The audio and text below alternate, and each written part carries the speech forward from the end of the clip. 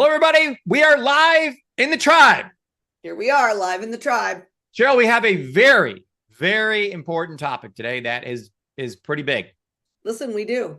It is real big, in fact. In fact, it might be one of the main things that is on people's minds. Biggest problem out there, maybe. Yeah.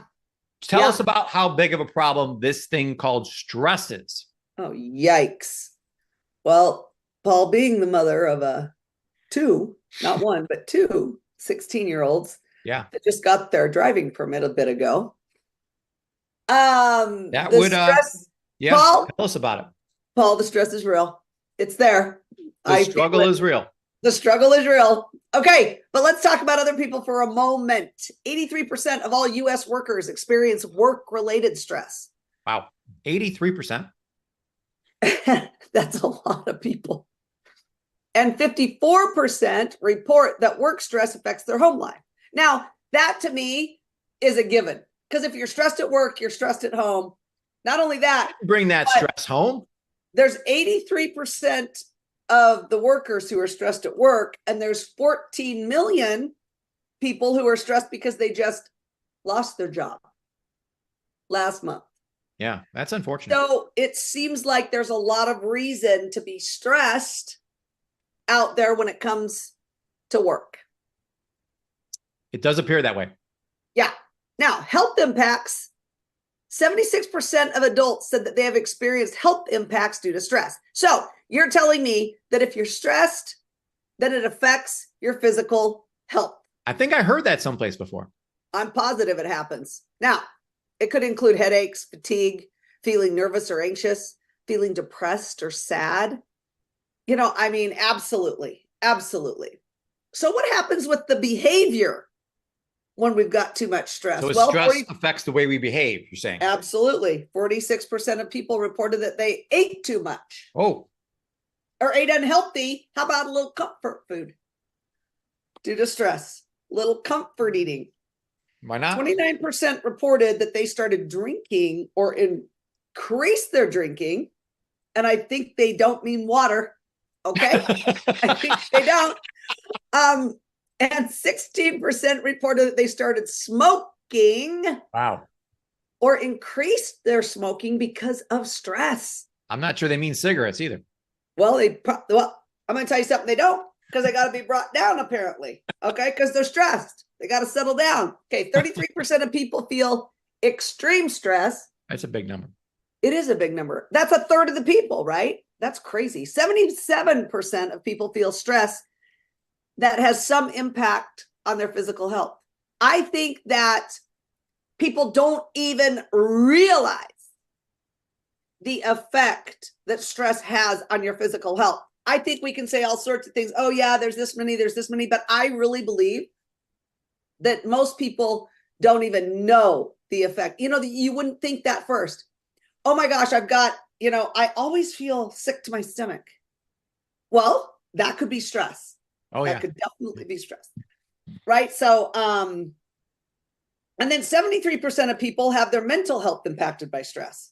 Wow. Look, we got a lot. There's a lot going on here. 52% in the US and 60% globally say that they felt stressed to the point that they could not cope or deal with things at least one time. Wow. Now, Paul, I know you're about to drop a bomb, if you will, on us. And I like this, though, because this is something that we have had quite a number of chats about. So why don't you tell us what you think about all of this stress and all of the problems that stress is causing? Yeah, well, you pointed out some very alarming statistics in the past 2 or 3 minutes there. Yeah. And what I'm about to say is that they're all made up. There is no such thing as stress. You go in the universe someplace and find me a bucket of stress and bring it to me, because it doesn't exist. Yeah. It's only people. What is it? What is it? Stressful thoughts. So it's the thoughts we're thinking that is causing the stress. And the meaning we're giving to things. For instance, I'm a big football fan, as you know, big sports fan. We all seen quarterbacks like Joe Montana. Cool Joe. Minute left in the Super Bowl. Got to drive 80 yards for the touchdown. He finds something to joke about in the huddle. This is the most stressful point in the history of the world. Got to win the game. Mm-hmm. Cool Joe makes everyone laugh. That gets everyone easy. Team marches down, scores a touchdown. Tom Brady, greatest quarterback of all time. He just has the certainty. This is going to happen. He's certain that we're going to win this game. Yes, we only have 13 seconds left and we need 2 touchdowns, but no problem because I'm Tom Brady and I Rob Gronkowski wide open on every single play and we're going to win. And he does. There's a reason why he's greatest ever. So it's certain people have this ability to take what we would take as okay, we're in the Super Bowl. That means this is super important and I'm super stressed is the emotion coming out of that for most people. But other people have the same exact situation. Give it a different meaning. Hey, we got this. No problem. And has this emotion coming out of them of certainty, which is the opposite of stress. So what we preach here at the Elevated Institute and the whole program, Elevate Your Life, is to be filled with, and it's an emotion of certainty that we got this. We always say that the most important belief that we have is that I'm absolutely certain that I can do all things through Christ who strengthens me. Well, if you're positive about that and you're a Christian, then you should never have stress in your life because you have a knowing in the deepest part of you that whatever is going on, you can handle and that it's going to turn out for the best. And I know you love this quote, Cheryl. Things don't happen to us. They happen for us. And that is 100% true. Yeah. So what you're saying, Paul, is that it's actually our choice. Like we get to decide if we're going to feel stressed out about a certain situation or a certain thing that's happening for us. Now, you may think that, no, Paul, it's happening automatically. I mean, that happened. That person said that. We talked about before. Can anyone make you feel anything? Oh, that person made me mad. No, they didn't. No one can make you feel anything. You decided based on their actions that I am going to be mad about that situation. Well, and not only that, but it's the meaning that you gave it. And I love that. And this is something that I just heard on a little podcast or something I was listening to. But it was, so when you get angry at someone, if someone says something to you, like what if I said, Paul, you tell me how you would feel if I said this to you. Paul, you can't ride a bicycle to the moon. How would you feel? I'd be like, yeah, no, I can't. Yeah. Oh, okay. Well, but if I said something to you, and not you, because you have this handled, but you have no reaction to that at all because it has nothing to do with you. Like there's no way. Yeah, you're right. There's no way I could do that. But if I said something to you that has some kind of, that makes you think of something or that has a little bit to do with you, maybe not even a lot, but just a little bit to do with you. And then you get all angry and mad about it and frustrated and everything else. The reason why we do that when somebody says something to us is, again, the meaning we're giving it, or that there could be something inside of us that has to do with what they're saying, even though it might not be exactly what they're saying to you. And I love that because the question needs to really be when somebody says something to us that makes us angry or all of us all of a sudden like frustrated or whatever. It's like, why am I feeling like that? Right. Like, what is it? And to be able to stop yourself. It's kind of like that worm thing that we talk about, but kind of just stop yourself and just kind of become aware that, hey, that really bothered me when they said that to me. Why is that? Like, there could be some truth to that. Kind of what's going on. Yeah. Right. So I love that. That was really cool when I heard that podcast. That's an excellent point.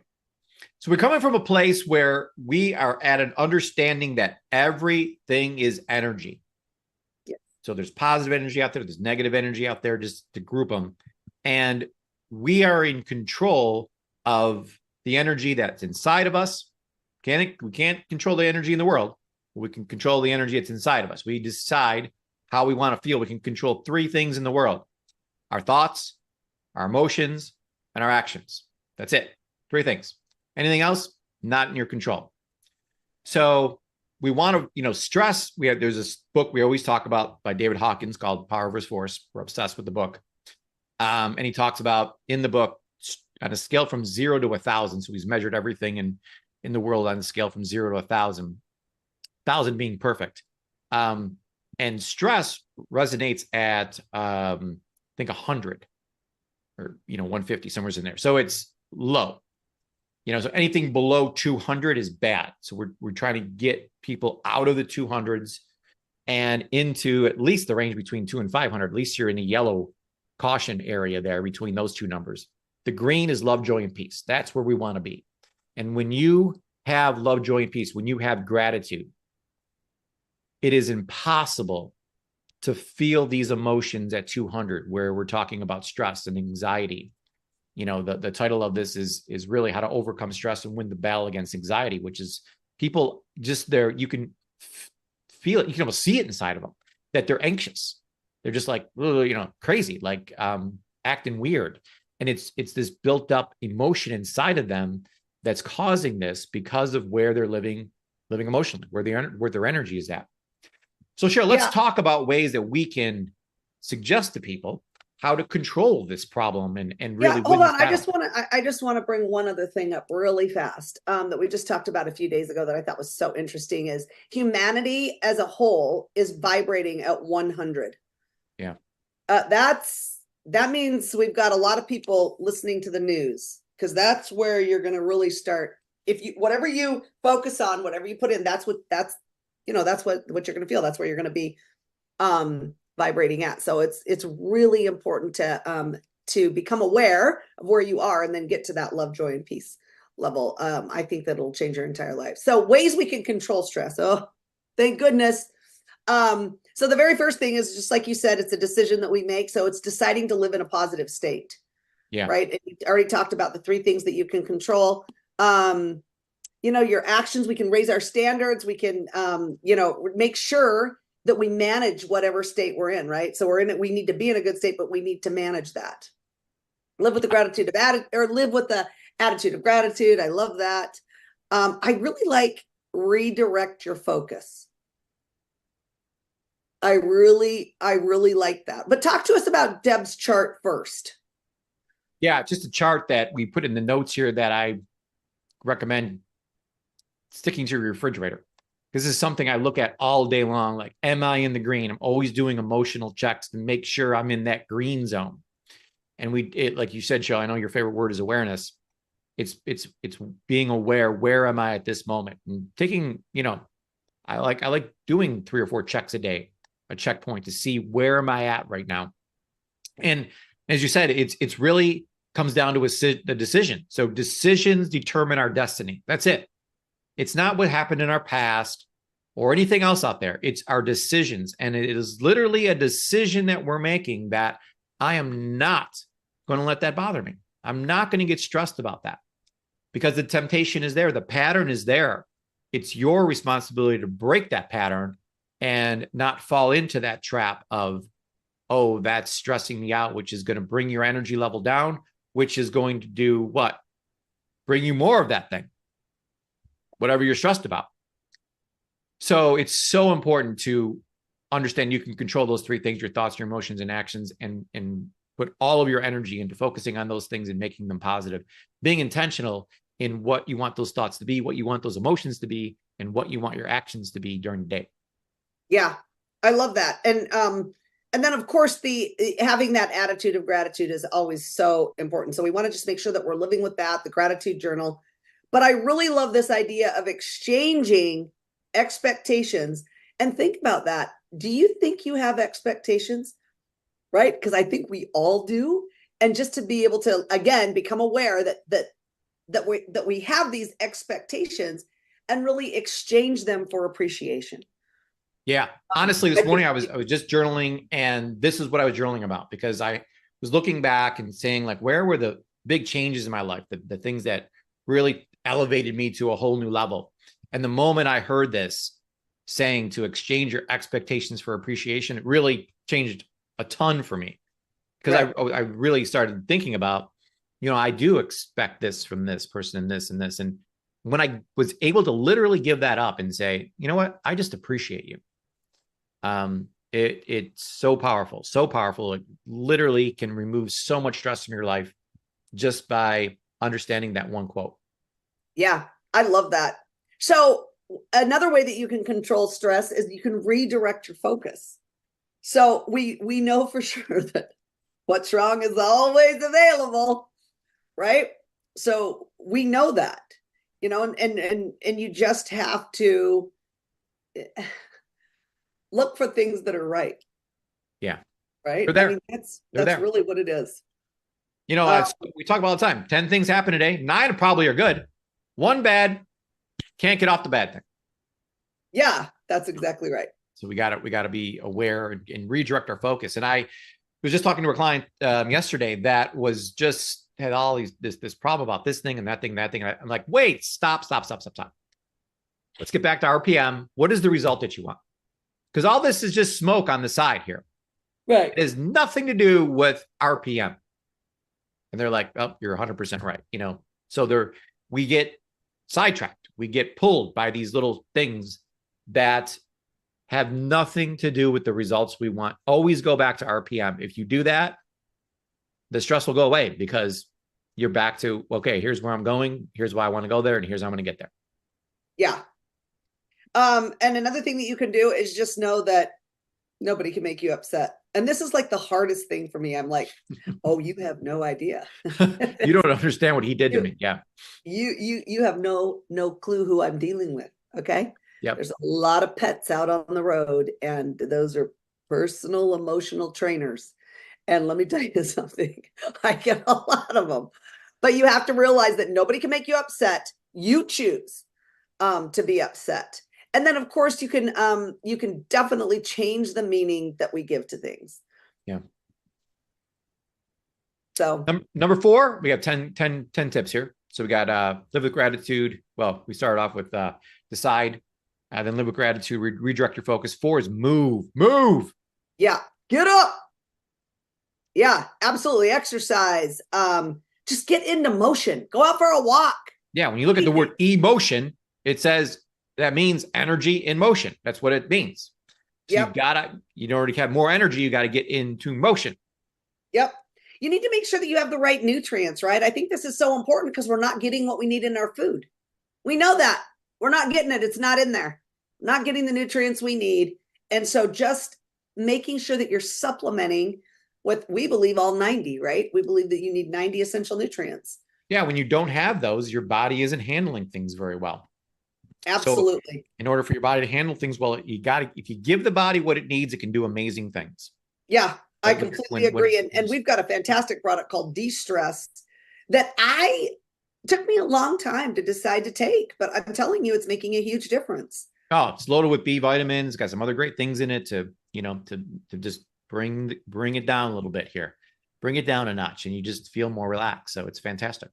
Yeah, absolutely. And then we've got the stress pendant, Paul. Where's your stress pendant? Well, listen, I don't leave home without it. It's no, you don't. It's a little crazy. I know some people will be like, "What? Huh?" So it's positive. People that understand that everything is energy. It's positively charged at a high level.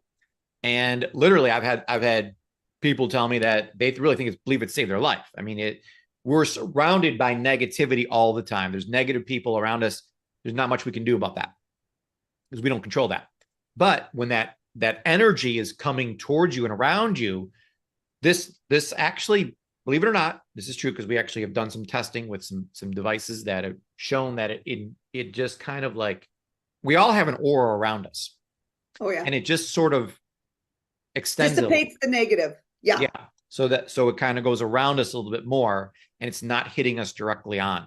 And if we can just kind of become more aerodynamic, if you will, with stress, and the only way you can do it is try it. And I promise you, everyone that I have, and you included, I mean, everyone we deal with has like, I would never go without wearing it now.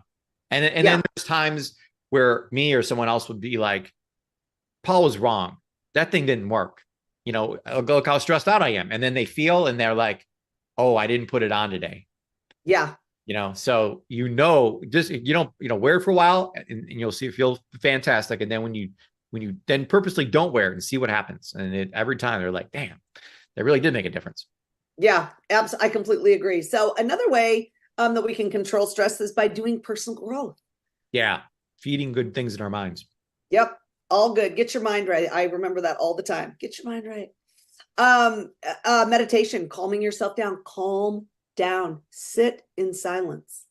Yeah, Right? it might be one of the best things in the world to do. And I know you have a couple of different meditations you like to do, Cheryl. Actually, I was very impressed. You showed me that you have a meditation area and a is it a meditation pad or is it a pillow you sit on? I do. It's like a really nice rug, and then I have a pillow that goes on the rug. Yeah, it's like a whole It's a thing. little area. It's a Yeah, little area. that is impressive. It makes me feel good when I see it. So I like that, right? Uh-huh. It reminds me of calming down. Maybe I should look over there more, Paul. Maybe you should sit on it once in a while maybe and I actually should meditate use some it. more. Why not? That sounds good. All right. Journaling is super important and is something that can really change your life. I'm trying. Stay in your head and you're dead. Yes, that's right. Stay in your head and you're dead. That is so true. Yeah. It's changed my life. Yeah. Get it out of your head, put it down on paper, make some room for some creativity, right? I mean, I think that that's really what it's all about. And then one of my favorite ones is just great music. What is that? That's 432. How do you say HZ? Hertz. It is Hertz? Yeah, 432 hertz music. So you just go to YouTube, type in 432 HZ, and there'll be like 1,000 videos, 10,000 videos show up. And I play them in the background. So I'll put YouTube on one of my TVs, and I got a speaker system throughout my whole house. And this literally plays 24/7. So I've created an environment that I work in, sleep in, live in, that is in complete harmony, love, joy, and peace. And it makes a huge difference. It really just changes the whole atmosphere around you. So I purposely surround myself, make my environment a place of harmony. And we talk a lot about harmony in the Institute of Holistic Health, where we're getting each area of life, the all 8 areas, in balance to create that harmony in our lives. Yeah, I love it, Paul. Well, you guys, it's been a pleasure spending time with you today. That was so much fun. Stay committed and stay consistent. Remember, you have the power to elevate your life and the lives of those around you. We can't wait to see you again on our next episode. Keep elevating.